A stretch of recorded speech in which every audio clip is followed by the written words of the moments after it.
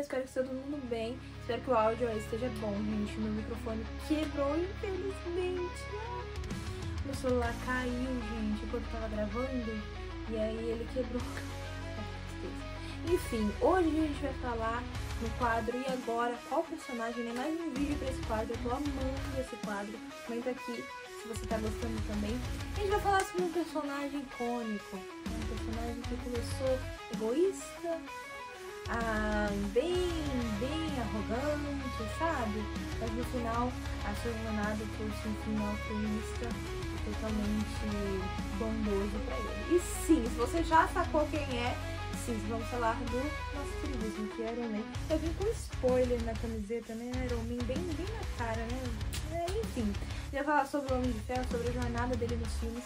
Como ele é um personagem que não existe em nenhuma mitologia aqui no mundo real, eu vou trazer algumas curiosidades sobre ele, algumas curiosidades não, um pouquinho, né? Um pouquinho do que eu pesquisei sobre ele nos quadrinhos, mas vou focar principalmente nos filmes, tá? Lembrando, esse vídeo contém spoiler. Eu vou falar sobre o filme do Homem de Ferro, então é meio que impossível não ter spoiler. Eu vou ter que falar um pouco sobre a jornada dele em cada filme, dele ou de equipes que ele apareceu. Então vai ter spoiler. Se você não assistiu nenhum filme do Homem de Ferro, nenhum Vingadores, não sei em que caverna você viveu, mas sai da caverna e vai lá assistir, depois você volta pra assistir o filme com a gente, pra assistir o vídeo e comentar comigo sobre a jornada desse herói. Quero falar sobre o Homem de Ferro nos quadrinhos, né? E vocês sabiam que a primeira aparição dele foi em 1963. Ele é uma criação direta do Stan Lee, vou ler pra não falar errado, Larry Lieber, Don Heck e o Jack Kirby. Ele começou como um personagem egocêntrico, egoísta, bilionário, que só pensava nos seus prazeres, e terminou como um dos maiores heróis, né? Mas agora a gente vai focar no filme. Então, a partir de agora tem spoiler, se não assistiu ainda, sai da caverna, né? Junto com o Tony, quem entendeu a referência, e vai assistir o filme e depois volta a assistir o vídeo com a gente.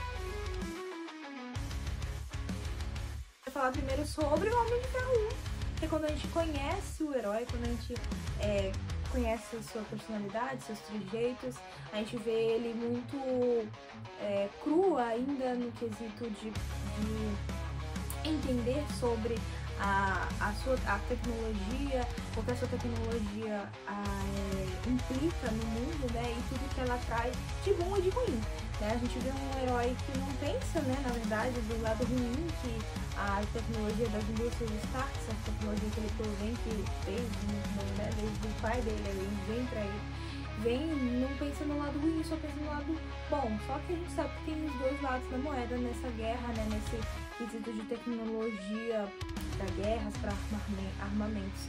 E ele tem que passar isso na pele quando é sequestrado por os 10 Anéis. Quem já assistiu Shang-Chi sabe por que eu fiz 10 Anéis, né? Porque, enfim, eu esqueci o nome, esse pessoal que se auto-titula os 10 Anéis sequestra ele e ele sofre na pele o que é o lado ruim que a marca dele, né, implica, né, e ajuda, contribui na guerra, né? Esse personagem ele termina o filme entendendo um pouco mais sobre a tecnologia. Na verdade, ele é muito cru nesse sentido, ainda assim ele é muito cru nesse sentido de, tipo, tem os dois lados da moeda, ele sabe, ele começa a usar pro bem, mas ele não sabe o que isso vai implicar, porque ele cria uma tecnologia nova. Primeiro a querer replicar a tecnologia dele é o próprio amigo dele que convive com ele 24/48, né, o amigo, né, o Obadiah Stane. Mas no final do filme ele cria esse Homem de Ferro, né, essa armadura que vai ajudar a proteger o mundo, pensando do bem no mundo, para de desenvolver armamentos, né, tecnologia para armamento militar, e só fica só nesses tipos de criação. Ele ainda continua o mesmo cara, egoísta, arrogante. A gente vai ver esse lado egoísta, arrogante no Tony, gente. Demora pra ir embora, tá? Demora. Mas voltando aqui, agora a gente entra no Homem de Ferro 2. Esse que vai abordar mais essa implicação que a gente vê no primeiro filme, que é o Obadiah tentando fazer a armadura dele. E agora a gente vê outros Obadiahs, né? A gente vê que essa tecnologia do Tony é tão revolucionária que as pessoas tentando copiar, né? Porque como diz o ditado, quem não sabe fazer, copia mesmo, né? E a gente vê ele numa briga judicial do governo, porque o governo vê a tecnologia dele como uma arma, né? Que é perigosa para estar na mão de um civil. Homem de Ferro, Tony Stark é civil, né? Mas ok. Obviamente o governo não consegue esse armamento. A gente vê muitas outras pessoas tentando replicar e falhando miseravelmente, né? O vilão principal desse filme é bem fraquinho, mas ele tenta fazer isso com a ajuda de um outro cara lá, que a gente nunca vai ver. Esse cara ele é preso nesse filme e depois lá. Nunca mais, né? Mas tem gente que não faleceu, tá preso, morreu, não faleceu. Nem se sumiu no estado do caso, muito mais. Enfim, né? Falar de armadura na nave atualmente tá difícil, né? A gente tem Força de Ferro só, mas dessa legada do Tony Stark, o povo tentando copiar ele, tá bem. Não falaram ainda, tá? Só falaram da Riri Williams, mas não é só Riri Williams que gosta do Tony Stark nesse universo, né, gente? Enfim, voltando. No final do filme, ele entende um pouco mais sobre a tecnologia dele, sobre quanto ela pode ser boa e ruim, né? Porque nas mãos dele ou nas mãos das pessoas boas, ela pode sim se tornar algo bom. Nas mãos de pessoas ruins, segundo pessoas de intenções ruins, pode sim se tornar uma tecnologia destrutiva. O lado egoísta dele, por conta disso, né? Fica um pouco menos evidente, mas ainda tá lá, gente, ainda tá lá. Ele ainda é levemente egoísta. A gente enxerga isso muito bem em Vingadores 1, que é o próximo filme que a gente vai falar aqui. Porque nesse filme eu sinto que o lado egoísta, sabe, egocêntrico do Tony, ele começa a ir embora. Por quê? Ele vai ter que trabalhar em equipe. Ele não é uma pessoa boa de trabalhar em equipe, não. Vamos falar a verdade. Tony Stark, não. Tony Stark, desde que a gente conhece por gente, ele trabalha sozinho, ele faz tudo sozinho e tá tudo bem. Só que quando você está em uma equipe, né, você vai ter que aprender a lidar. E ponto. E a gente vê esse lado egoísta dele se esdairindo, porque ele começa a lidar com pessoas com personalidade diferente. Eu amo a interação dele com o Capitão América, porque os dois são muito opostos um do outro. E eu acho que as interações, as conversas e os olhares e até mesmo as brigas que eles têm são maravilhosas. E a gente vê esse personagem crescendo através desse filme, depois da guerra em Nova York, né, onde o mundo quase foi com Deus.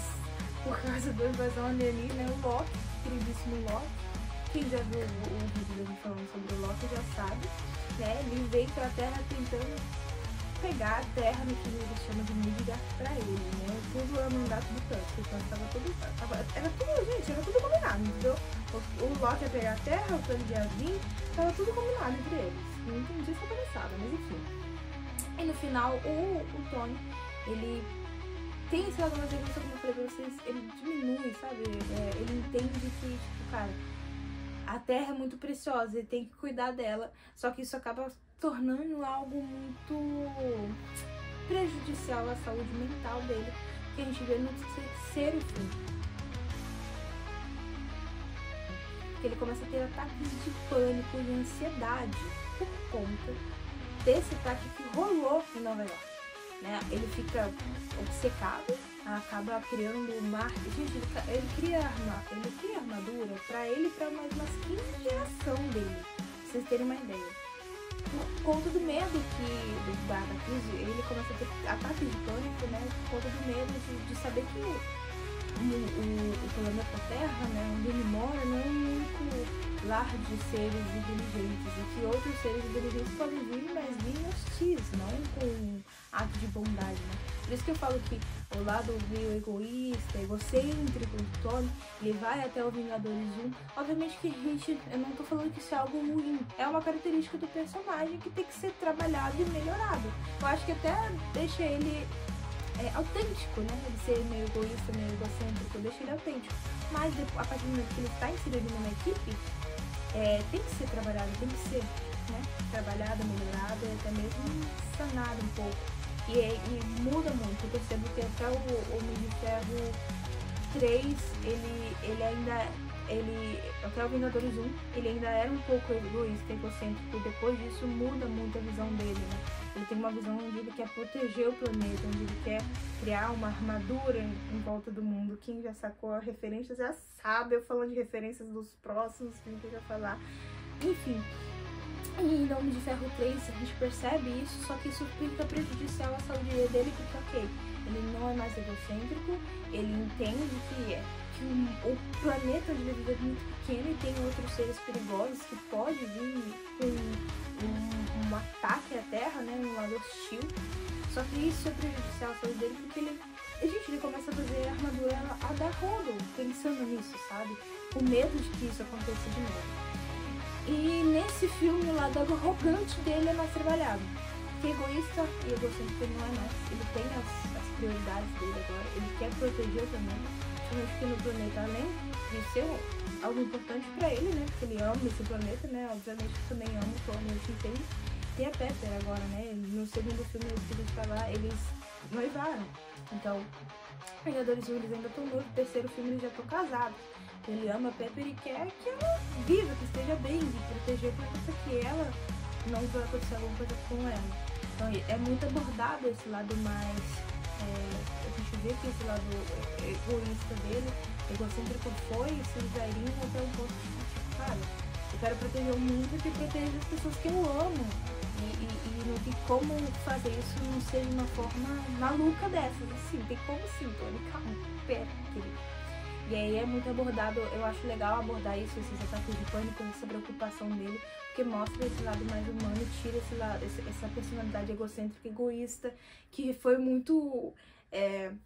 se encaixou tanto no personagem que quando a gente pensa em Tony Stark, a gente lembra dele sendo egoísta, mas depois a gente lembra dele egocêntrico, assim, né? Obviamente que depois do último ato dele aí não tem como, ele zerou a vida, né? Palhaço, enfim. E é muito legal nesse filme, por mais que eu acho que é um filme bem fraquinho, tá? É um filme bem fraquinho. De todos os filmes do Homem de Ferro, acho que esse é o mais fraco. O primeiro ainda é o melhor de todos, o segundo é mais ou menos, o terceiro é bem fraquinho. Quer dizer, bem fraquinho, mas é fraco. Mas eu gosto desse lado mais humanizado de Tony, menos egoísta, menos egocêntrico, que aborda no filme. E eu gosto que trabalhe o lado mais arrogante dele, porque nesse filme ele ainda é arrogante. Ao ponto dele olhar na câmera e desafiar. Nesse filme, eu não falei pra vocês, os 10 anéis voltam com um mandante, que é o Mandarim. E ele não sabia nem o poder de força do cara. Eles voltam como uma gangue terrorista, porque na verdade eles são terroristas, né? Desde o primeiro filme. E eles voltam com esse Mandarim como uma gangue terrorista que vai botar terror no mundo, etc. E ele nem sabia o nível de poder dos caras e ameaça eles em rede nacional, rede internacional, nacional e etc. E aí o que eles fazem? Destrói a casa inteira dele. Né? Ele se encontra sozinho, com uma armadura, faz amizade com um menino, pra poder arrumar a armadura. Você tá entendendo? Então, assim, esse lado arrogante dele também é bem trabalhado nesse filme, porque ele coloca em perigo não só a vida dele, como a da Pepper e todos que ele ama, que estavam na mansão com ele, principalmente a Pepper, né? Porque, na verdade, no momento que a mansão é destruída, só a Pepper sabe. E é a pessoa que ele mais ama no planeta. E no final do filme ele destrói as armaduras, né? Faz a cirurgia tirando o reator arco dele. E começa a se tratar, né? Com certeza vai pro psicólogo, terapeuta, aleluia, glória a Deus. Não é mostrado, mas provavelmente sim. E ele continua sendo um Homem de Ferro, mas começa a pegar mais leve, né? Uma coisa mais tranquila, que faz bem pra saúde dele. E isso que a gente vê em Ultron. Se eu não me engano, Era de Ultron ele já tá sem reator arco. Já tá, porque Era de Ultron se passa depois. Em Homem de Ferro 3 ele tira o reator arco, ele faz uma tecnologia onde ele não precisa mais ter implantado nele, né? Ele coloca no coração, né? Enfim. Em Era de Ultron ele não tá, só que ele coloca em prática, vamos dizer, o que se iniciou em Homem de Ferro 3. Em Homem de Ferro 3 ele faz várias armaduras, né? Pra proteger o mundo e as pessoas que ele ama.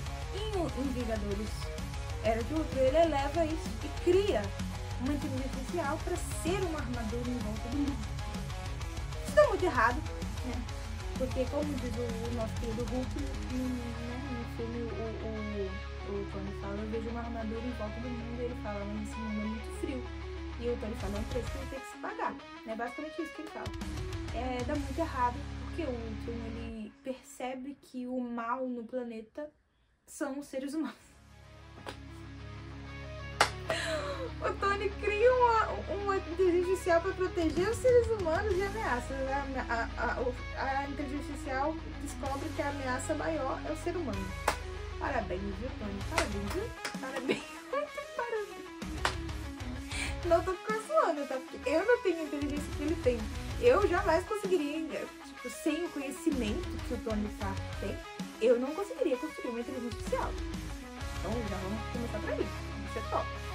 Só que é complicado, né? Porque, primeiro, eu já fico com raiva do... Vamos pra spoiler aqui, vamos entrar um pouco no outro. Já fico com raiva do outro porque ele mata o Jarvis. Aquele safado sem vergonha, mata o Jarvis sem nada. Porque o Jarvis só queria ajudar. Tá? Aquele palhaço. Mas voltando. Ele faz esse plano que dá muito errado, porque o Ultron enxerga os Vingadores e os seres humanos como o perigo pro planeta Terra. E realmente, se a gente for parar pra prestar atenção, não é uma mentira, né? Esse é o grande total. O ser humano, ele é prejudicial pro planeta. Ao mesmo tempo que ele é necessário no planeta, ele é prejudicial pro planeta. Se a gente for pensar em ambiente, em cuidados, em tanta guerra que a gente vê por aí, guerra por besteira, coisas assim, boba, enfim, etc. Então a visão do Ultron não tá errada, só que matar a gente também já não... Né, querido? Porque aí também é isso. Calma, né? Que é isso? Hein, garoto? Se liga, rapaz. Chegou agora na janela, já tá querendo fazer essas palhaçadas?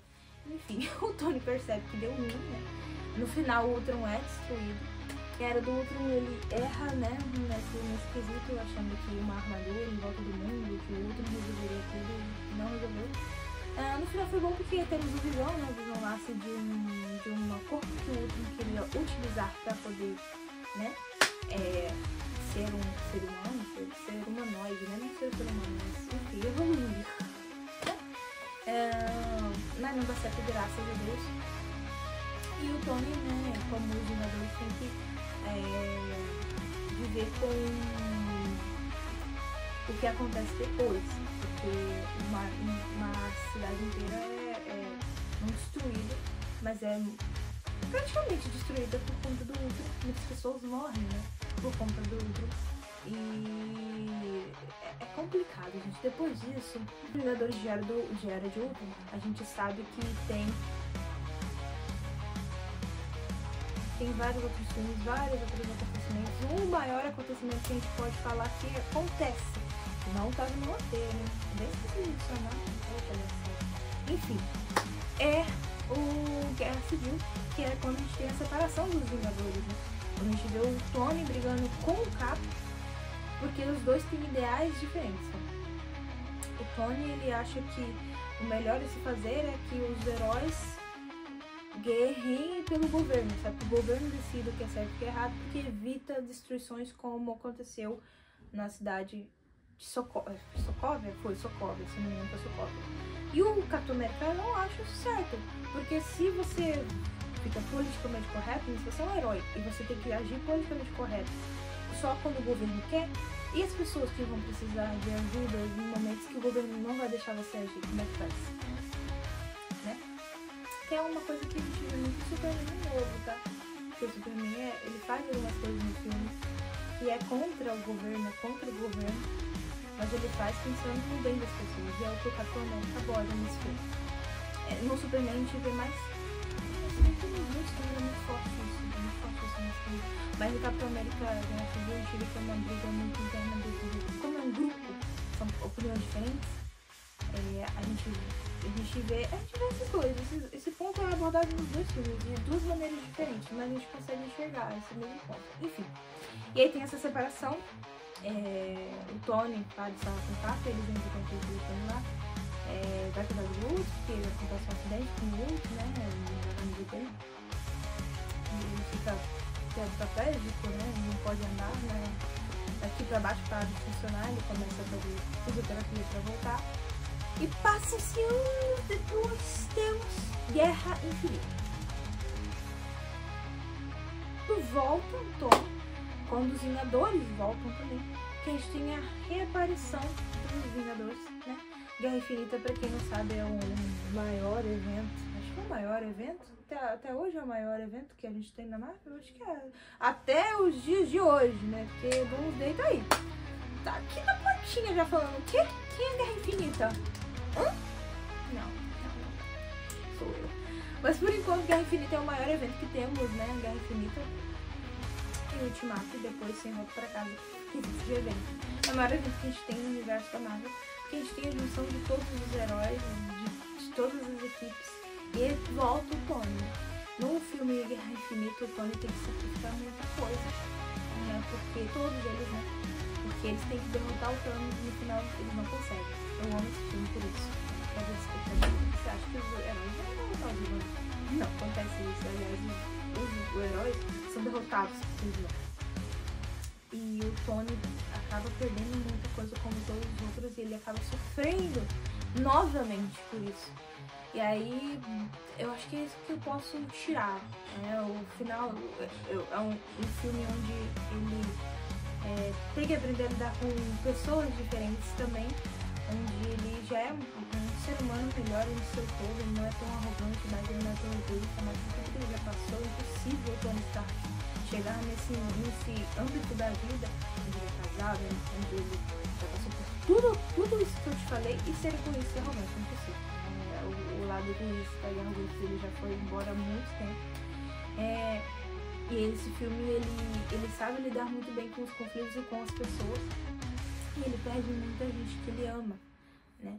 Não só perde, como a gente vê em Ultimato, porque é um filme grudado no outro, e eu acho que em Ultimato a gente pode falar muito mais do Tony, e é a última aparição dele, então a gente vai poder falar assim, dos pés à cabeça. Em Ultimato a gente vê que não só ele perde, como ele fica perdido, né? Ele fica no espaço com a nebulosa. É muito legal a interação dos dois. É muito legal como o personagem evoluiu. Um personagem que não saberia lidar com a situação, que era super egocêntrico, arrogante e provavelmente não ligaria muito a nebulosa. Uma pessoa que estava ensinando ela a brincar um joguinho de papel, sabe? É muito bonita a história do Tony Stark até o final. E a gente vê um personagem que não quer se envolver com a situação, porque ele é pai, no Ultimato ele se torna pai, então ele não quer se envolver, ele quer ficar de boa, sabe, na vida dele, mas o lado herói dele, o lado de proteger o mundo e salvar as pessoas, que foi constituído desde o primeiro Homem de Ferro até agora, ele fortaleceu por tudo que ele passou, é muito mais forte dentro dele. Então ele encara esse desafio novamente, ele encara essa sofrência novamente, e no final de tudo ele se sacrifica, né? Não sei falar, até emoção, né? Pensar que era uma pessoa egoísta, egocêntrica, arrogante, e no final da jornada dele ele ser uma pessoa altruísta, empática, e se sacrifica pelo mundo. Ele morre para que todas as outras pessoas pudessem viver no mundo e sabe, e todos aqueles que estavam longe pudessem voltar, e todos aqueles que poderiam fazer mal pudessem se daí, sabe, ir embora e nunca mais voltar. Então é muito lindo o sacrifício dele no final do Vingadores Ultimato. Até hoje eu fico muito emocionada quando eu penso no sacrifício dele, eu acho que é o ápice do filme. Porque quando a gente pensa em... Eu prefiro Guerra Infinita porque é um filme que sai da caixinha, né? É um filme que quebra a expectativa. O vilão vence. O vilão vence. Todo mundo morre. A gente termina o filme assim, caramba, o que eu assisti? Isso é Marvel? Todo mundo morreu. E Ultimato não, as pessoas voltam, mas o Tony, tanto o Tony quanto a Natasha, né? Que é uma menção honrosa, a gente vai falar sobre eu faço, se vocês quiserem, eu faço um vídeo sobre a Natasha, tá? Eu faço sim, vou fazer. Tá aqui. Me cobrem, que eu vou fazer um vídeo sobre... e agora qual personagem sobre a Natasha Romanoff, que também ela é perfeita. E aí, chega no final, enfim... ele morreu para que as pessoas pudessem viver. Então, o sacrifício que ele fez foi lindo, foi empático, altruísta, e foi um sacrifício que a gente não esperava do Tony Stark. A gente não esperava, mas quando a gente encara toda a jornada dele e percebe quanto o personagem evoluiu, a gente fala, cara, faz total sentido. E é lindo, gente. Eu acho que não poderiam ter dado um final mais bonito, honroso e digno para um personagem tão importante e grande. Foi ele que começou o universo, cara. Em 2008, o primeiro filme da MCU foi Homem de Ferro. Então, gente, esse final me deixa emotiva, tá? Me deixa emotiva, sim. É isso. Eu gosto muito do Homem de Ferro. E é isso, gente. Eu espero que vocês tenham gostado de falar sobre a jornada de Tony comigo. Eu gosto muito do Homem de Ferro. Eu acho que a jornada dele é linda, é inspiradora. É uma jornada que faz você pensar. Se você tem atitudes ou pensa como ele pensava antes, faz você entender. Cara, uma pessoa que era igual a ele, egoísta, você tá arrogante. O cara é muito arrogante. E no final de tudo, se sacrificar por outras pessoas, pelo mundo, ser empático e ter um ato tão altruísta assim, faz você pensar, pô, serve de inspiração pra muita gente na vida real, né? Serve como inspiração pra você agora, querer melhorar, dar o seu 1% a cada dia. A gente, besteira, só um personagem de quadrinho. Mas se você parar pra pensar, tudo que você faz ou fez é inspirado em alguém, em alguma coisa. Então por que não se inspirar em um personagem de quadrinho? Eu acho que o personagem de quadrinho, Homem de Ferro, Homem-Aranha, tem histórias, personalidades e jeitos e começos e finais e trajetórias que inspiram a gente a querer melhorar e dar o nosso 1% a cada dia. Porque é isso que um super-herói faz. Ele dá 1% dele, ele dá o seu 1%, né, a cada dia. 1% a cada dia, dá o seu melhor. Ele tenta ser melhor do que ele foi ontem. Né? Hoje eu quero ser melhor do que eu fui ontem e amanhã eu quero ser melhor do que eu fui hoje. É isso que eles fazem. É muito lindo, gente. Eu tô amando trazer essas histórias de jornada aqui pra vocês. Eu tô amando porque é uns vídeos que me tira assim da caixinha. É meio fora da caixinha. Me faz refletir, pensar em toda a jornada do herói, que é enorme, como vocês podem ver. Mas é muito gostoso, cara. Eu amo trazer esses vídeos. Espero que vocês estejam... Jesus, espero que vocês estejam gostando também. Comenta aqui embaixo se vocês gostaram. Comenta aqui se vocês querem que eu traga mais. Se vocês querem que eu traga... Eu vou trazer da Natasha, tá? Isso aí tá prometido. Mas se vocês querem que eu traga de outros heróis, outros personagens, Superman é uma boa, hein? Superman, Batman também. Outros heróis também que vocês querem que eu traga. Alguns heróis também tenho pensado, até mesmo vilões, né? E a gente só tá falando de herói, não pode fazer vilão. Que aí vilão, o que a gente tem que aprender é não fazer. Herói a gente aprende o que fazer. Vilão a gente aprende o que não fazer. Exatamente. Vamos dar um coringa de Lex Luthor, vocês vão ver, viu? Não vai orar, não ora Bíblia, não. Eu, hein? Enfim. Brincadeiras à parte. Um beijo, fique com Deus. Não se esqueça de compartilhar se vocês gostaram, curtir. Se inscrever no canal, temos vídeos toda terça, quinta, shorts aos sábados. Vou ver se eu consigo trazer shorts às sextas também, mas se não tiver às sextas, vai ter aos sábados. Segue a gente lá no Instagram e no TikTok, porque teremos shorts, reels e vídeos curtos, né? Lá no TikTok e no Instagram todas as quartas-feiras. Também, se possível, a gente vai trazer sexta também, mas se não, vai ser todas as quartas. Aí quarta é confirmada, bonitinho. Segue lá no TikTok, gente, porque o perfil do TikTok é novo, eu fiz recentemente, mas já temos 3 vídeos lá pra vocês assistirem. E é isso, gente. Um beijo também, não se esqueça de me seguir no meu Instagram pessoal, meu canal de vlogs e o meu TikTok pessoal também, tá bom? Se você gosta de vlogs e quer saber um pouco mais sobre mim, Ana Júlia, no Encanto do Cinema, segue lá. Um beijo, fiquem com Deus.